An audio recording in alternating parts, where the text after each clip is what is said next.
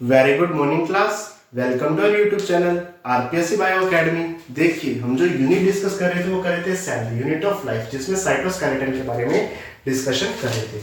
हमने देखा था कि ये फिलामेंटस होता है,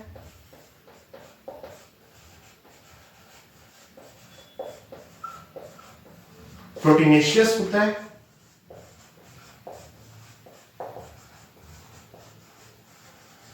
और नेटवर्क के रूप में पाया जाता है। कैसा है? सब फिलामेंटस है, फिलामेंट के रूप में पाया जाता है। प्रोटीनेशियस है, प्रोटीन है, नेटवर्क के रूप में पाया जाता है साइटोप्लाज्म में। और इसे कोलेक्टिवली साइटोस्केलेटन कहते हैं। कोलेक्टिवली क्या कहते हैं?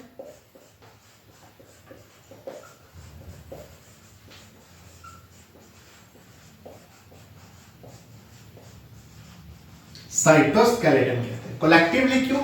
क्योंकि साइटोस्केलेटन केवल एक साइटोस्केलेटन नहीं है, ये अलग अलग प्रकार का है, यानी अलग अलग फॉर्म में पाया जाता है। जिसमें पहला फॉर्म है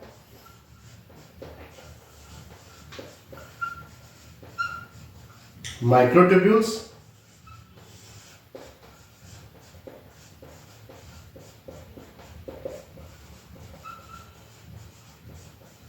माइक्रोफिलामेंट्स,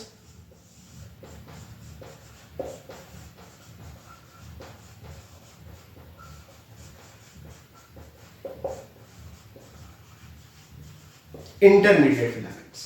ये तीन फॉर्म में पाया जाता है, माइक्रोट्यूब्यूल्स, माइक्रोफिलामेंट्स, इंटरमीडिएट फिलामेंट्स। और तीनों को कलेक्टिवली क्या कहते हैं? साइटोस्केलेटन कहते हैं।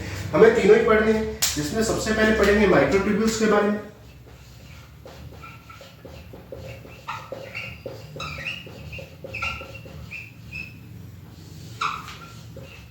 माइक्रोट्यूब्यूल्स की जो डिस्कवरी की थी वो की थी रोबर्टिस एंड फ्रेंची। रोबर्टिस एंड फ्रेंची ने माइक्रोट्यूब्यूल्स की डिस्कवरी की थी। ये कैसा है साहब? अनब्रांच्ड। कैसा है? होलो। कैसा है? सिलेंड्रिकल।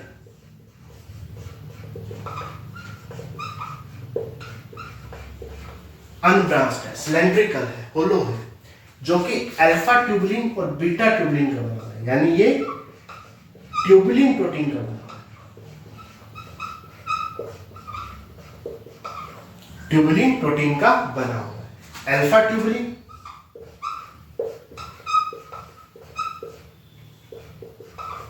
और बीटा ट्यूबुलिन।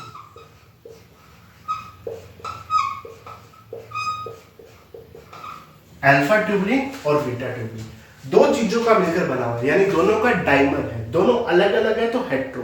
क्या है? हेट्रोडाइमर है।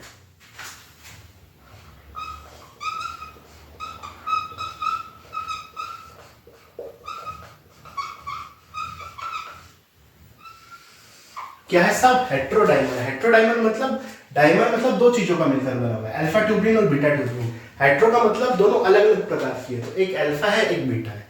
तो कैसा है? हेट्रोडाइमर है। माइक्रोट्यूब्यूल्स की बात की जाए तो रोबर्टिस और फ्रेंची ने इसकी डिस्कवरी की थी। अनब्रांच्ड होलो सिलेंड्रिकल स्ट्रक्चर है, ट्यूबुलिन प्रोटीन की बनी होती है और हेट्रोडाइमर है। और माइक्रोट्यूब्यूल्स के बारे में अब आगे बात करते हैं।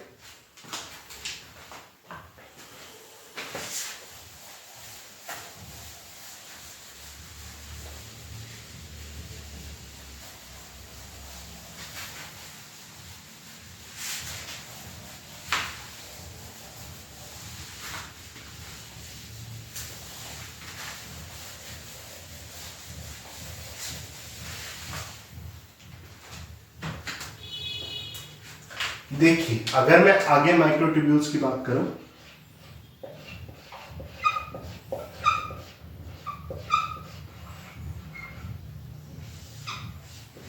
तो पहला इंट्रासेलुलर ट्रांसपोर्टेशन।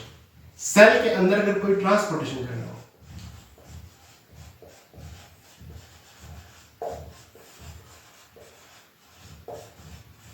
उसमें ये हेल्प करता है। कैसे? जैसे transportation of cell wall material from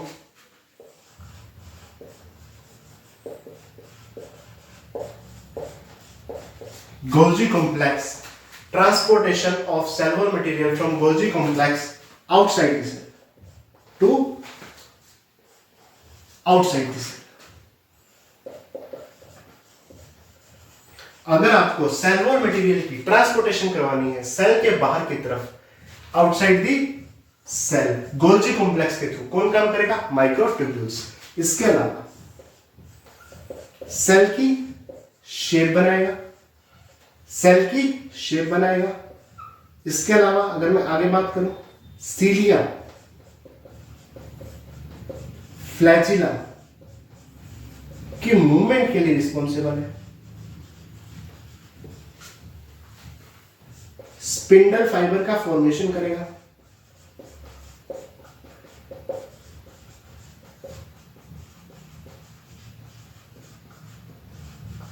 spindle fibre का फॉर्मेशन करेगा। क्रोमोसोमल की मूवमेंट,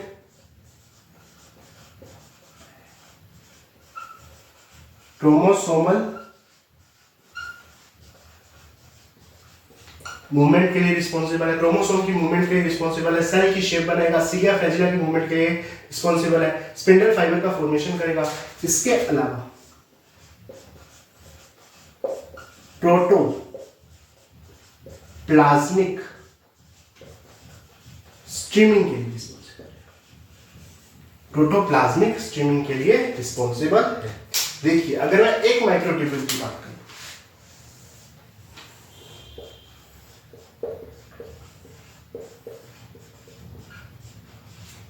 एक माइक्रोट्यूब्यूल की बात करें,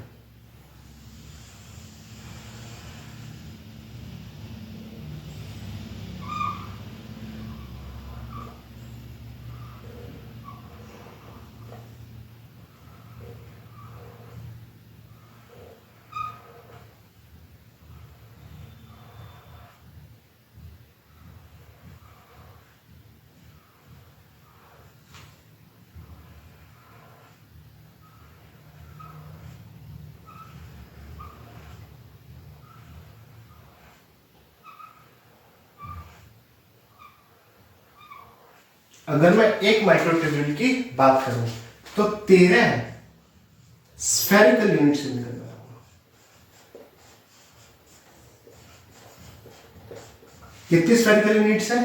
1 2 3 4 5 6 7 8 9 10 11 12 13 स्फेरिकल यूनिट है। और इन स्फेरिकल यूनिट को क्या कहेंगे? Protofilament, protofilament.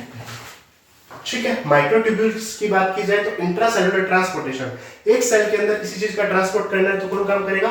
माइक्रोट्यूब्यूल्स। सेल की शेप बनाएगा, सीलिया फ्लैजिला की मूवमेंट में रिस्पॉन्सिबल, स्पिंडल फाइबर की फॉर्मेशन में रिस्पॉन्सिबल, अगर क्रोमोसोमल मूवमेंट में रिस्पॉन्सिबल, प्रोटोप्लाज्मिक स्ट्रीमिंग में रिस्पॉन्सिबल। एक माइक्रोट्यूब्यूल में 13 स्फेरिकल यूनिट्स पाई जाएंगी जिन्हें प्रोटोफिलामेंट कहेंगे। ठीक है, और ये यूनिट कैसे होंगे? स्फेरिकल, गोलाकार। अब आगे बात करते हैं।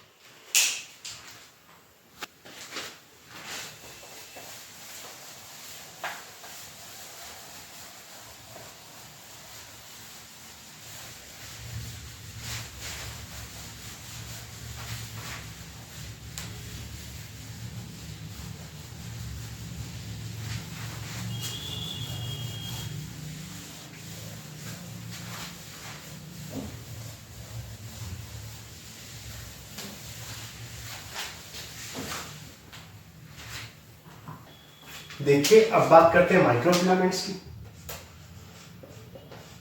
माइक्रो फिलामेंट्स की, सॉलिड है, थिन है, पतले हैं, सॉलिड है। इसके अलावा actin protein, myosin protein, tropomyosin protein के बने हैं सब। Actin protein, myosin protein, tropomyosin protein के बने हैं, या कॉन्ट्रैक्टाइल प्रोटीन के बने हैं, एक ही बात है।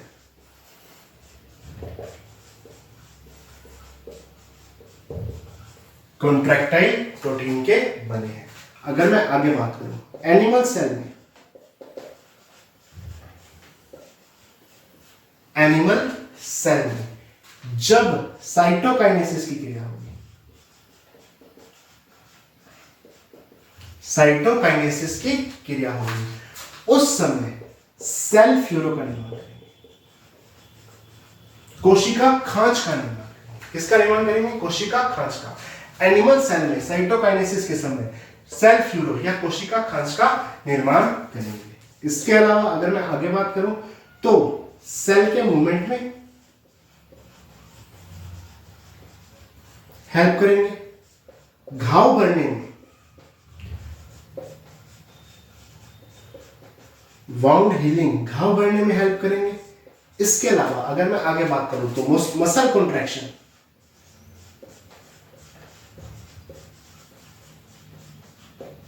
किस किस में हेल्प करेंगे? सेल के मूवमेंट में, वाउंड हीलिंग में, मसल कॉन्ट्रैक्शन में हेल्प करेंगे। कौन हेल्प करेंगे? माइक्रोफिलामेंट्स।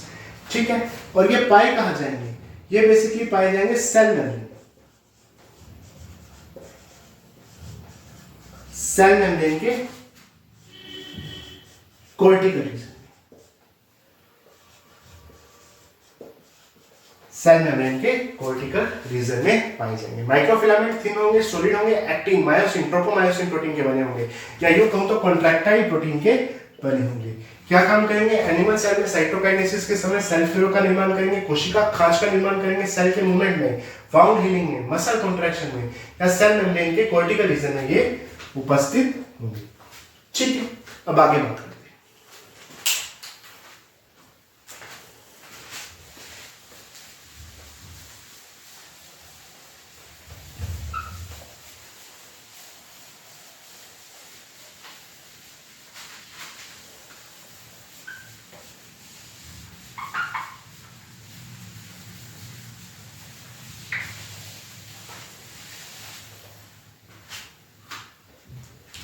देखिए, अब मैं बात करूं इंटरमीडिएट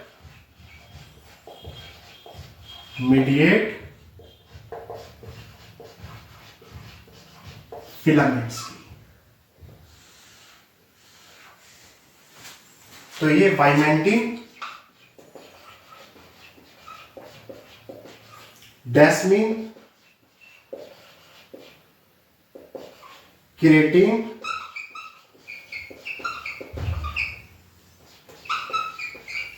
न्यूरोफिलामेंट और पेरिफेरल, ये सब के सब प्रोटीन है। और ये प्रोटीन अरेंज होकर रोप लाइक, रस्सी नुमा स्ट्रक्चर बनाते हैं, जिसे क्या कहते हैं साहब? Intermediate filament. Vimentin, desmin, creatine, neurofilament और पेरिफेरिन, ये सभी प्रोटीन अरेंज होकर रोप लाइक स्ट्रक्चर बनाती है, जिसे क्या कहते हैं? Intermediate filament. कई बार ये न्यूक्लियस के आसपास, अराउंड द न्यूक्लियस, बास्केट का फॉर्मेशन करते हैं साहब, बास्केट बनाते हैं, बास्केट का फॉर्मेशन करते हैं। ये काम क्या करता है साहब? सेल का जो स्ट्रेस है उसे एब्जॉर्ब करने का काम करता है। इसके अलावा माइक्रो ट्यूब्यूल्स और माइक्रोफिलामेंट के बीच में पाया जाता है। इन दोनों के बीच में इंटरमीडिएट पाया जाता है।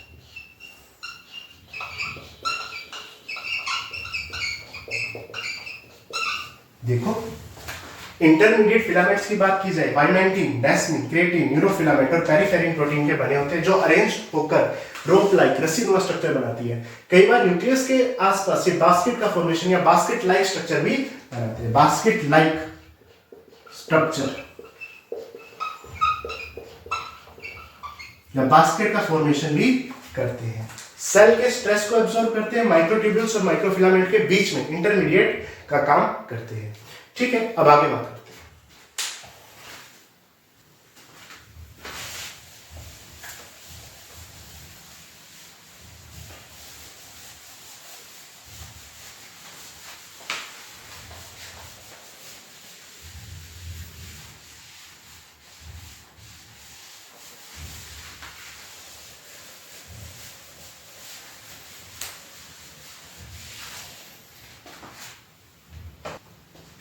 देखिए, अब हम बात करते हैं सीलिया।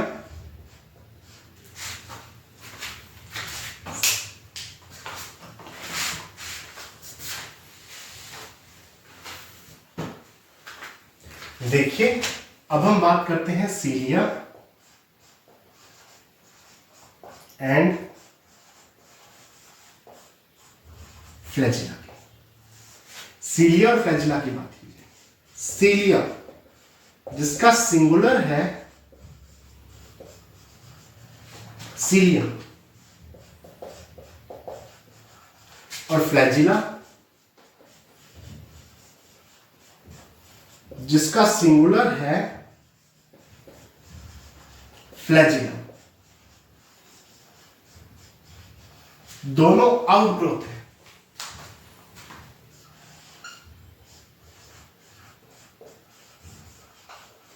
बाहर की तरफ वृद्धि है, आउटग्रोथ है, हेयर लाइक आउटग्रोथ है, बाल नुमा, हेयर लाइक। और ये आउटग्रोथ कहां से निकलती है? सेल मेम्ब्रेन से।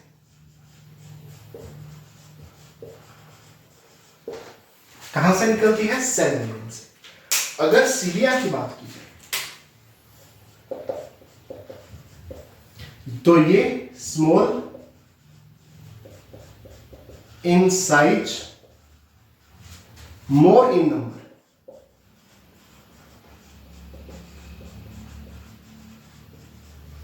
जिस कारण से ये सेल की मूवमेंट करवाएंगे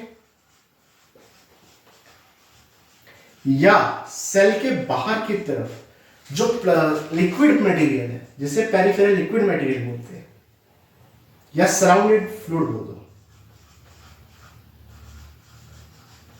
सराउंडेड फ्लूइड बोल दो, उसकी मूवमेंट करवाएंगे।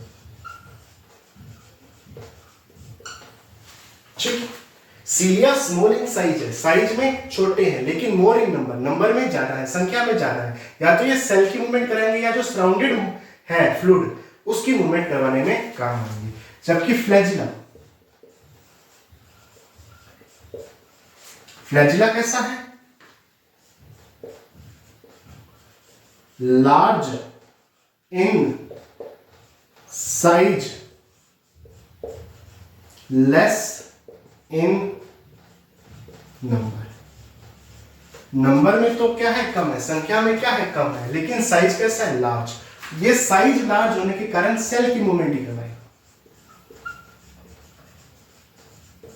ये सराउंडेड फ्लूइड जो है उसकी मूवमेंट नहीं करवाएगा, ये पूरे सेल की मूवमेंट करवाएगा। इसके अलावा अगर मैं आगे बात करूं, बैक्टीरिया की स्ट्रक्चर जब हमने पढ़ी थी उसमें भी सीलिया और फ्लैजिला पाए जाते थे साहब।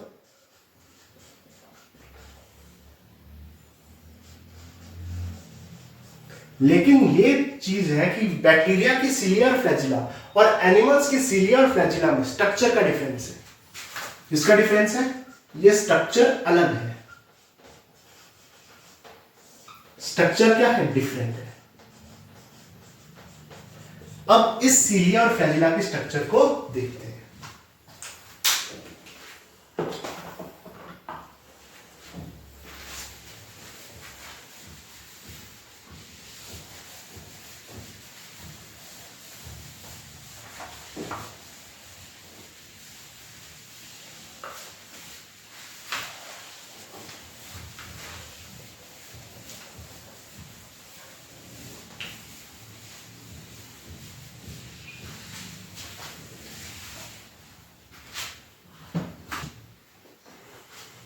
देखिए, अगर मैं इसके स्ट्रक्चर की बात करूं तो सबसे पहले इसका जो कोर है वो क्या कहलाता है? एक्सोनियम। कोर क्या कहलाता है साहब? एक्सोनियम कहलाता है। सीलिया और फ्लैजिला के बाहर की तरफ, सीलिया एंड फ्लैजिला के बाहर की तरफ, आउटसाइड, क्या पाई जाती है? मेम्ब्रेन पाई जाती है, प्लाज्मा मेम्ब्रेन पाई जाती है।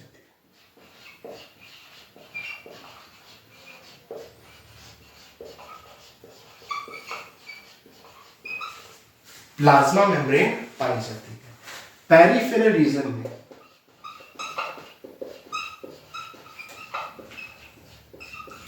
माइक्रोट्यूब्यूल्स पाई जाती है।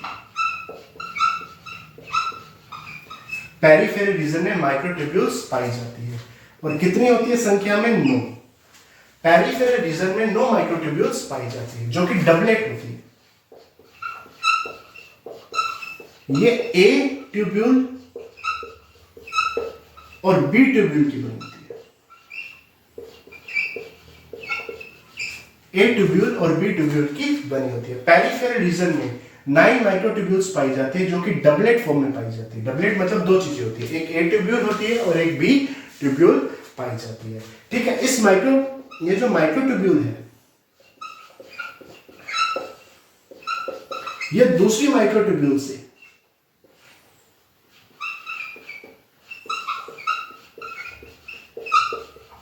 एक माइक्रोट्यूब्यूल दूसरी माइक्रोट्यूब्यूल से इंटर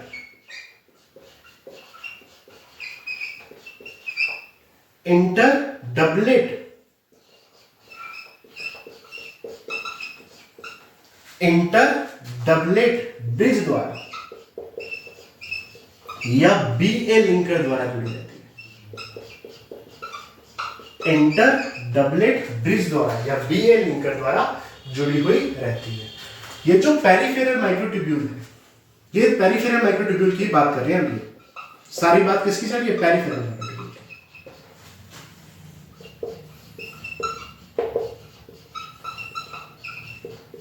ये जो पेरिफेरल माइक्रोट्यूब्यूल है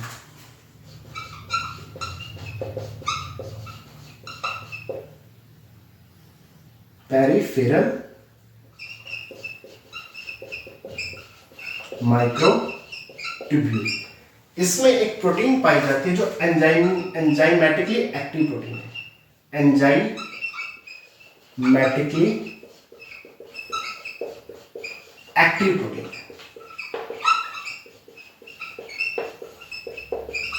इस प्रोटीन का नाम है डाइनिन।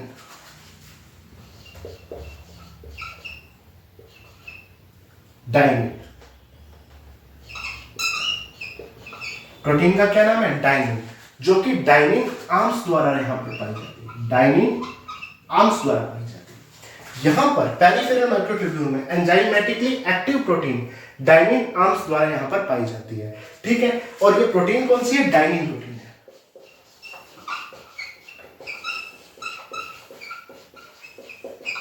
जो कि एटीपीएच एंजाइम, क्योंकि एंजाइमेटिकली एक्टिव प्रोटीन है ना, एटीपीएच एंजाइम का हाइड्रोलाइसिस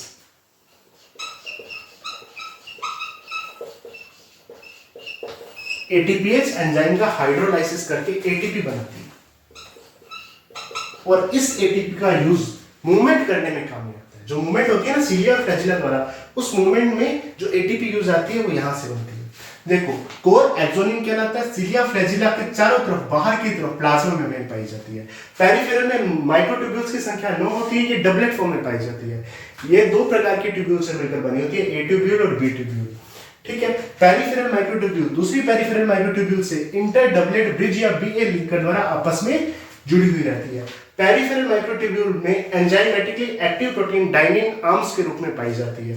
ये प्रोटीन कौन सी है? डाइनिन प्रोटीन है, जिसमें एटीपीएच एंजाइम का हाइड्रोलाइसिस करके एटीपी बनाने का काम होता है। यानी यहाँ पर एटीपी बनती है और ये एटीपी किस काम आती है? जो सीलिया और फ्लैजिला द्वारा मूवमेंट होती है उसमें ये एटीपी काम में आती है। तो ये आ गई पेरिफेरल माइक्रोट्यूब्यूल। अब बात करते हैं सेंट्रल माइक्रोट्यूब्यूल की।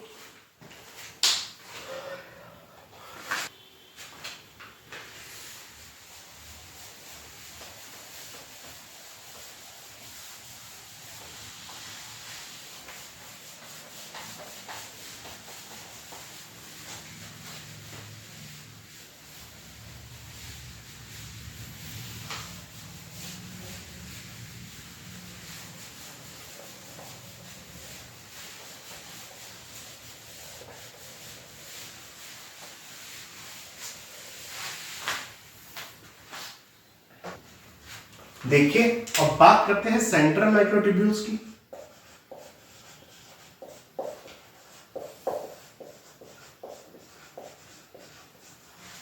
संख्या में दो होती हैं, सिंगलेट होती हैं, ब्रिज के द्वारा कनेक्टेड रहती है, ब्रिज के द्वारा कनेक्टेड जुड़ी हुई रहती है, दोनों के बीच में ब्रिज पाया जाता है, कनेक्टेड रहती है। ठीक है, अगर मैं आगे बात करूं, ये एनक्लोज रहते हैं, इसके चारों तरफ पाया जाता है, ये एनक्लोज किससे रहती है, इसके चारों तरफ क्या पाया जाता है, सेंट्रल शीट।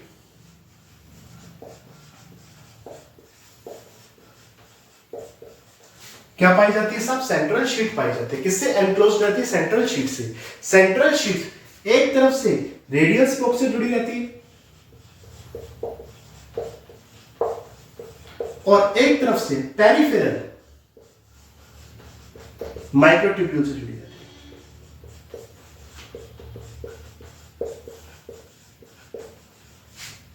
है। एक तरफ तो रेडियल स्पोक सेंट्रल शीट से जुड़ी रहती है, एक तरफ रेडियल स्पोक किसके साथ जुड़ी रहती है, पेरिफेरल माइक्रोट्यूब्यूल्स के साथ जुड़ी हुई रहती है। ठीक है, जो कि डबलेट फॉर्म में थे, आपने देखा ही था। किस फॉर्म में थे, डबलेट फॉर्म में थे, रेडियली अरेंज थे।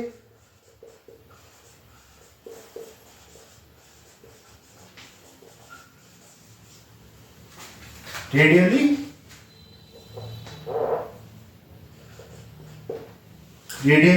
अरेंज थे। अगर मैं आगे बात करूं, देखिए ये जो सीलिया और फ्लैजिला है,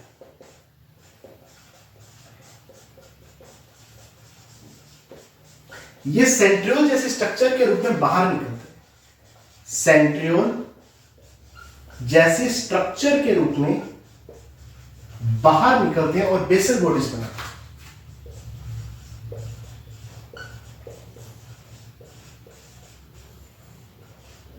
क्या बनाते हैं, बेसल बॉडीज बनाते हैं। सीलिया और फ्लैजिला सेंट्रियोल जैसे स्ट्रक्चर के रूप में बाहर निकलकर बेसल बॉडीज का फॉर्मेशन करते हैं। ठीक है, अब आगे बात करते हैं।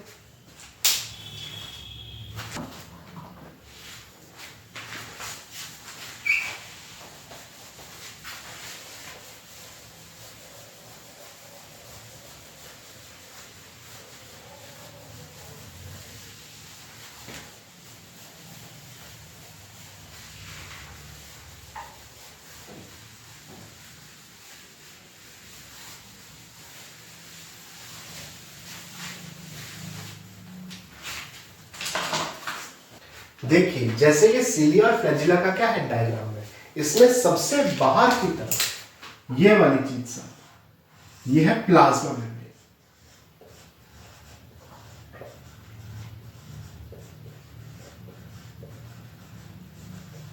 क्या है सब, प्लाज्मा मेम्ब्रेन। ये है पेरिफेरल माइक्रोट्यूब्यूल्स।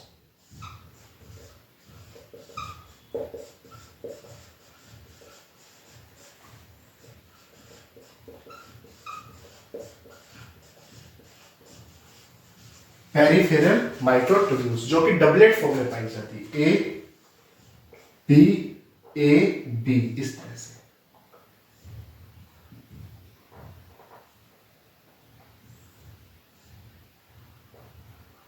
इस तरह से, ठीक है। ये क्या है, पेरिफेरल माइक्रोट्यूब्यूल। किस फॉर्म में पाई जा रही है, डबलेट। एक पेरिफेरल माइक्रोट्यूब्यूल दूसरी पेरिफेरल माइक्रोट्यूब्यूल के साथ जुड़ी हुई रहती है, एक पेरिफेरल माइक्रोट्यूब्यूल दूसरी पेरिफेरल माइक्रोट्यूब्यूल के साथ जुड़ी रहती है। किस रूप में जुड़ी रहती है, इसे कहते हैं इंटर डबलेट ब्रिज या बी ए लिंकर। बी ए लिंकर या इंटर डबलेट ब्रिज द्वारा एक पेरिफेरल माइक्रोट्यूब्यूल दूसरी पेरिफेरल माइक्रोट्यूब्यूल के साथ जुड़ी हुई रहती है।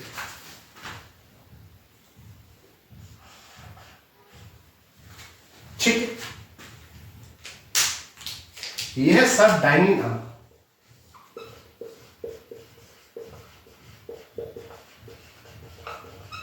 जहां पर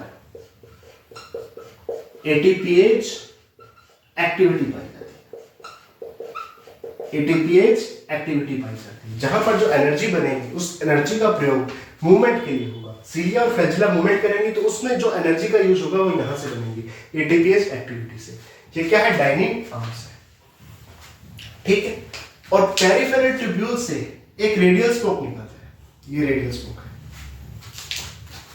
ये क्या है साहब? ये वाला रेडियल स्पोक।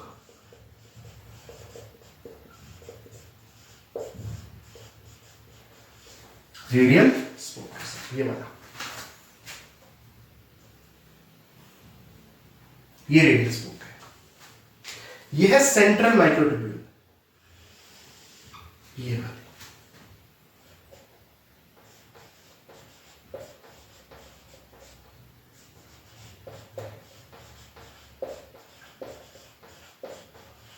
सेंट्रल माइक्रोट्यूब्यूल्स, दोनों के बीच में क्या पाया जा रहा है? ब्रिज पाया जा रहा है। दोनों के बीच में क्या पाया जा रहा है? ब्रिज पाया जा रहा है। ये सेंट्रल माइक्रोट्यूब्यूल, ये दूसरी सेंट्रल माइक्रोट्यूब्यूल, दोनों के बीच में क्या पाया जा रहा है? ब्रिज पाया जा रहा है। ठीक है, और अगर मैं आगे बात करूं तो ये है ब्लैक वाला सेंट्रल शीट। इस ब्लैक वाले का क्या नाम है?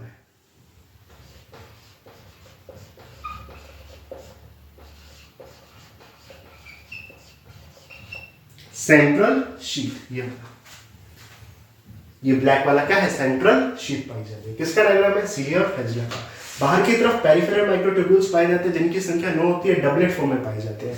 एक पेरिफेरल माइक्रोट्यूब्यूल दूसरी पेरिफेरल माइक्रोट्यूब्यूल के साथ इंटर डबलेट ब्रिज द्वारा या बीए लिंकर द्वारा जुड़ी रहती है, और सबसे बाहर की तरफ प्लाज्मा मेम्ब्रेन यहां पर पाई जाती है। ठीक है, पेरिफेरल माइक्रोट्यूब्यूल से एक रेडियल स्पोक निकलती है और यहाँ पर डाइनिंग आर्म्स पाई जाती है जहां पर एटीपीएस एंजाइम की एक्टिविटी पाई जाती है। सेंट्रल में सेंट्रल माइक्रोट्यूब्यूल्स पाई जाती है और दोनों माइक्रोट्यूब्यूल जो सेंटर में पाई जाती है वो आपस में ब्रिज द्वारा जुड़ी रहती है, और यहाँ पर एक सेंट्रल शीट भी पाई जाती है। सेंट्रल शीट भी पाई जाती है। बाहर की तरफ कितनी माइक्रोट्यूब्यूल्स है? 9। अंदर की तरफ 2। तो ये व्यवस्था कैसी पाई जाती है? 9+2 व्यवस्था यहाँ पर पाई जाती है। अब आगे बात करें।